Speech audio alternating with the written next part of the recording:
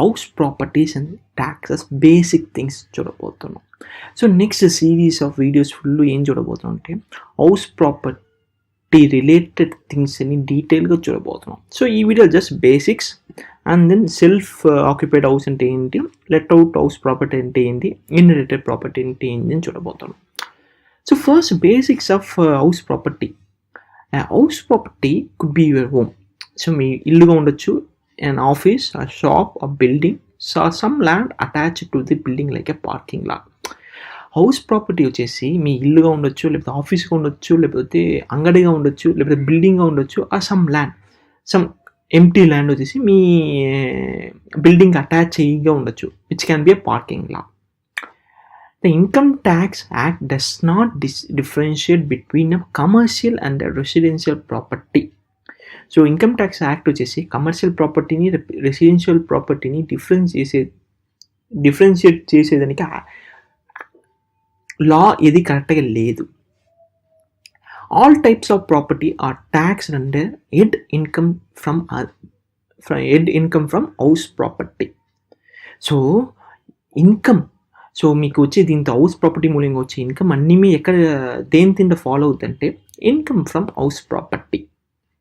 And then when a property is used for the purpose of business or profession, so మీ property use చేసి ఒక business ప్రొఫెషన్గా use చేస్తున్నంటే it can be tax and income from business and profession.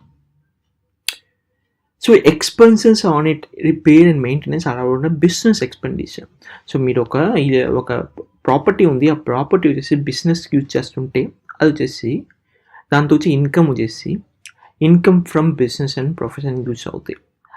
అది కాకుండా మీరు ఆ ప్రాపర్టీని మీరు రెసిడెన్షియల్ పర్పస్గా యూజ్ చేస్తుంటే అది వచ్చేసి హౌస్ ప్రాపర్టీ కింద యాక్ట్ అవుతాయి.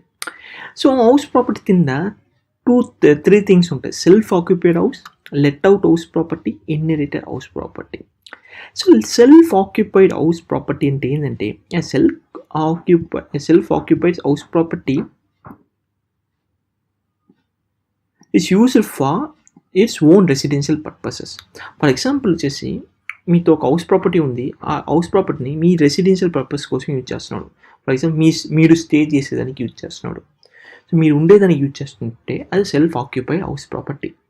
This may be occupied by tax payers family, parents, spouse and children. For example మీరు వచ్చేసి ట్యాక్స్ పేయరు, అది మీ ఇల్లు వచ్చేసి మీ ఇల్లు.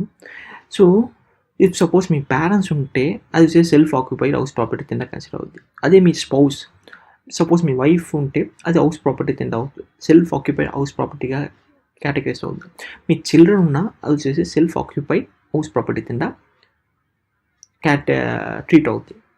A vacant house property is considered as a self-occupied for the purpose of income tax. Suppose మీతో ఇల్లు ఉంది, ఆ ఇంట్లో మీరు లేదు, మీరు రెంట్కి పోయినా, సపోజ్ వేకెంట్గా ఉన్నా దాన్ని వచ్చేసి సెల్ఫ్ ఆక్యుపైడ్ హౌస్ ప్రాపర్టీ కింద కన్సిడర్ అవుతుంది. If more than one self occupied house property is own by tax payer, suppose మీకు వచ్చేసి 2 or more హౌస్ ప్రాపర్టీస్ ఉంది, ఆ 2 or more హౌస్ ప్రాపర్టీ మీరు సెల్ఫ్ ఆక్యుపై చేస్తుంటే one is considered and treated self occupied property and remaining are assume to be let out. So ఏమవుతుందంటే suppose మీరు వచ్చేసి 2 or 3 houses పెట్టుకున్నారు, 2 or 3 హౌసెస్ ఎవరికి మీరు రెంట్కి ఇలా, ఆ 2 or 3 హౌసెస్ మీరు ఓన్ యూస్కి యూజ్ చేసిన ఒక హౌస్ మట్టుమే సెల్ఫ్ ఆక్యుపైడ్ హౌస్ ప్రాపర్టీ కింద వస్తుంది. మీది ఉండే హౌసెస్ అన్నీ మీరు ఏమవుతుందంటే లెట్ అవుట్ కింద వస్తుంది. ఆ ఒక్క ప్రాపర్టీ ఏదని మీరు చూజ్ చేసుకోవచ్చు, ఏది సెల్ఫ్ ఆక్యుపైడ్ హౌస్ ప్రాపర్టీ, ఏది కాదని మీరు చూజ్ చేసుకోవచ్చు. ఇఫ్ సపోజ్ మీరు 2 or more హౌసెస్ పెట్టుకున్నారు, ఏ హౌస్ మీ రెంట్కి లేదంటే. లెట్ అవుట్ హౌస్ ప్రాపర్టీ అంటే ఏంటంటే house property which is rented for the whole or part of the year is considered as let out property.